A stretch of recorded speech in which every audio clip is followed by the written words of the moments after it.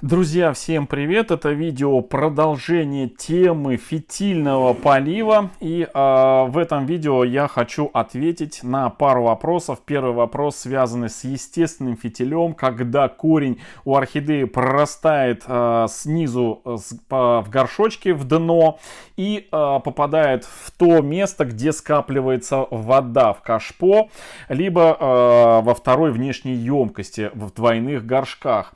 И вопрос такой, можно ли, чтобы корень касался воды и продолжал расти в воду.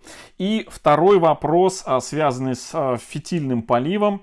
Задали вопрос, касающийся, примерно вопрос такого содержания. В каких ситуациях я применяю фитильный полив у орхидей? Понятно, если, значит, я орхидеи ставлю, живя в своем жарком климате, для того, чтобы орхидея без моего присутствия поливалась, то время, пока я буду где-то отлучаться из дома, ездить там отдыхать на море, либо еще куда-то там на пару недель, на 3 недели, на месяц, то вот здесь понятен фитильный полив. А еще какие условия посадки орхидей на фитиль? Вот такой вопрос мне примерно задали. И начну сразу с примера естественного фитиля. Значит, более того, хочу напомнить тем, кто недавно только подписался на наш канал, что у нас была орхидея, белая роскошная орхидея, которая почти 2 года жила с корнями в воде. То есть орхидея была реанимашка, уценка. Купил я ее в магазине без корней. У нас был проект по наращиванию ей корней. Мы поставили ее в обычный горшок на керамзите, чтобы она нарастила корни. И снизу я поставил емкость, вот такую большое такое кашпо, вот такой же горшок она была. И, значит, орхидея стояла в этом горшке и стимулировалась на испаряющуюся влагу для наращивания корней. Корни в какой-то момент я точно так же в одно лето куда-то уехал, потом приехал, вернулся, сразу не обратил внимания, а потом, когда стал подливать воду к этой орхидее, обнаружил, что она на несколько сантиметров врастила корень в воду. Это даже было видео у нас на канале.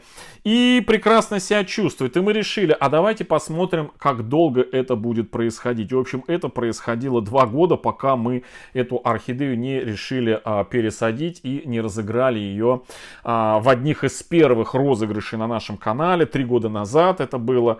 Эту орхидею, белую орхидею, у нас даже есть видео, орхидея без корней до и после. Но если я найду ссылку, я вставлю в описании под этим видео. В общем, к чему я это рассказываю? К тому, что орхидея, значит, если корень у орхидеи пророс вниз в воду, и вы, как сказать, не хотите воду сливать, чтобы вода постоянно внизу присутствовала, да, и хотите получить долгоиграющий полив естественный, то не надо выливать воду или удалять корень от этой воды. Пускай корень растет, продолжает вырастать в эту воду. Корень, выросший в воде, он не задохнется. Это если корень воздушный, вот такой взять и поместить в воду, под воду, то через какое-то время он погибнет. Почему? Потому что ему нужен доступ к кислороду, потому что он вырос с минимальным количеством влаги, содержания, да, в воздухе, чем тот, который сразу в воде рос. И если корень врос в воду, растет в воде, то ни в коем случае его просушивать не надо, потому что после просушки он с большей вероятностью, опять погрузив воду, он погибнет. Поэтому если корень врос в воду, пускай он там и растет. Это очень-очень даже клево, круто и обалденно с точки зрения простоты полива. То есть вот орхидея вам, это одна из старых орхидей, еще посажена, я не знаю, года 4, наверное, назад. Мы с вами, когда проекты были посадки орхидей в неорганические грунты. Вот здесь у нас уголь древесный, керамзит и пеностекло. Это орхидея Биглип. прекрасно себя чувствует в этой посадке. Уже ее пересаживать пора надо, потому что все здесь в корнях. Посмотрите, все в корнях и в водорослях заросло. Она прорастила корень сюда в воду, и все, ей очень хорошо, ей нравится. Я периодически просто подливаю сюда воды, и вот не подливаю до тех пор, пока вот вода вот как сейчас не уйдет, то есть на донышке. Но не даю просыхать, высыхать этим корням. То есть опять подливаю воду, могу даже долить на палец вот так воды, и все. И за то время, пока нужно опять налить воды, друзья, я уже раза 3-4 успею полить всю коллекцию. То есть естественный фитиль, да и вообще фитиль очень-очень удобен для полива орхидей. Тем более, когда орхидея сама корень пропустила, она сама понимает, сама знает, сколько ей воды выпить, сколько ей надо. В общем, это очень круто, когда орхидея, естественно, опускает корешки свои в воду.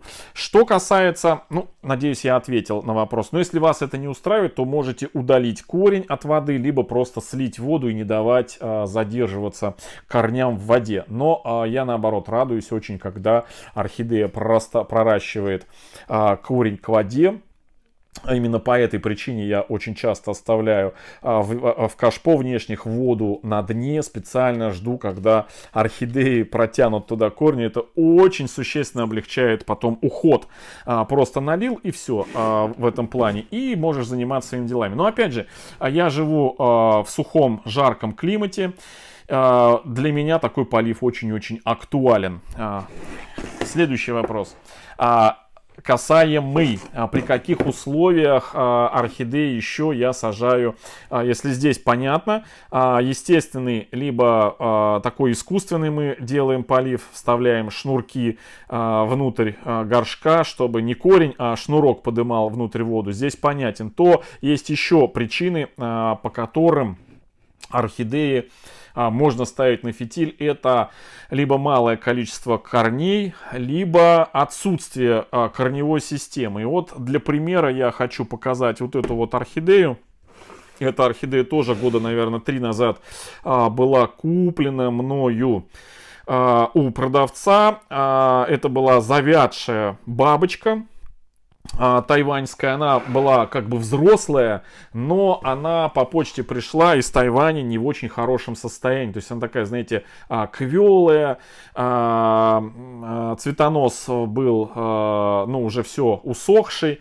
И к тому моменту, когда мы получили ее по почте и распотрошили ее из, значит, горшка ее транспортировочного, мы обнаружили, что она вообще практически, ну, хана ей. Вот. То есть у нее были сгнившие корни, у нее начало гнить основание, то есть она такая была прям очень-очень нехорошем состоянии. Всего осталось у нее 2 листика после потрошения, один из которых вот он. Вот. И все, то есть после чистки у нее осталось одно длинное такое корневая шея, пару живых корней и всего 2 листика. Значит, мы ее, эту орхидею, пересадили в триферн. Это триферн, на дне у нас здесь керамзит, фитиль и триферн. У нас есть отдельный плейлист на канале, который называется «Триферн для орхидей». Кто не знает, что такое триферн, это древовидные корни папоротника. Один из тоже грунтов органические, который очень долго разлагается. То есть примерно, наверное, так же, как и кокосовые чипсы. То есть очень долго разлагается, дольше, чем мох сфагнум, и уж тем более дольше, чем кора. Плюс еще он выпускает какие-то там, содержит в себе компоненты, которые предотвращают, либо очень сильно замедляют гниющие моменты. И вот эту орхидею, гниющую, там, полугниющую, обработанную Максимом, вот если видите, мы там Максимом ее обрабатывали, мы посадили в этот триферн и забубенили ей фитиль. Для чего? Потому что для того, что у орхидеи было очень и очень мало корней. И все. Вот то, что вы сейчас сверху видите, это результат пересадки. То есть это детка, которая выросла из точки роста этой орхидеи.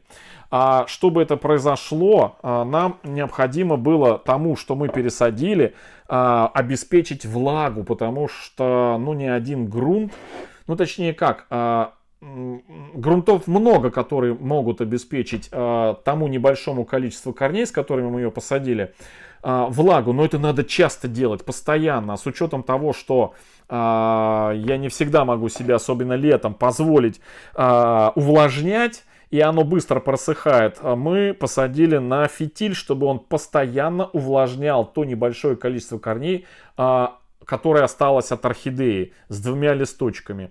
И, собственно, наш метод сработал, метод применения фитиля для орхидеи, у которой катастрофически мало корней, у которой нету корней, у которой, если есть корень, то они маленькие, недостаточные для того, чтобы ну, питаться, да, получать влагу из воздуха. Ей нужно прям, чтобы мокрота была вокруг, чтобы вот, знаете, когда бывает орхидею над водой ставишь, а она маленький-маленький такой небольшой корешочек отрастит, и как только корень касается воды, она тут, вау, начинает качать, у нее начинает, ее переть начинает.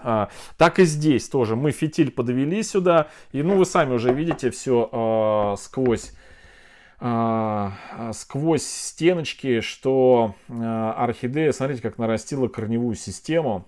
Это и пенек нарастил, это и сама детка, которая вымахала спустя некоторое время после того, как мы обработали эту бабочку орхидею. И я очень рад тому, что бабочка у нас трансформировалась, взрослая та орхидея тайваньская, которая привыкла к тайваньским условиям, трансформировалась уже в адаптированную домашнюю вот такую вот растущую детку, которая растет и уже абсолютно себя хорошо чувствует в моих условиях, но при этом находится вот на таком фитиле.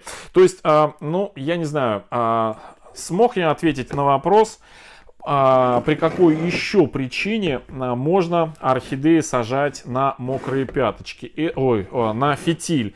Это для стимуляции роста корней. То есть орхидеи на фитиль мы сажаем, понятно, в первом случае для полива, просто вот для полива, чтобы облегчить себе жизнь архамана. А во втором случае целенаправленно для стимуляции роста корней, чтобы фитиль постоянно подгонял воду внутрь.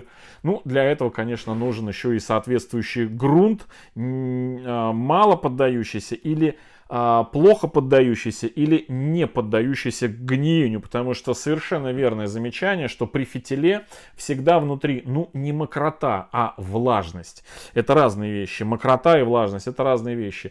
И количество этой влажности можно регулировать толщиной фитиля. Но это уже отдельная история, связанная непосредственно с фитильным поливом, и как это условия фитилей, грунты — это все отдельная тема. В общем, друзья, вот такое вот ответы на вопросы, которые задавали. Надеюсь, я ответил.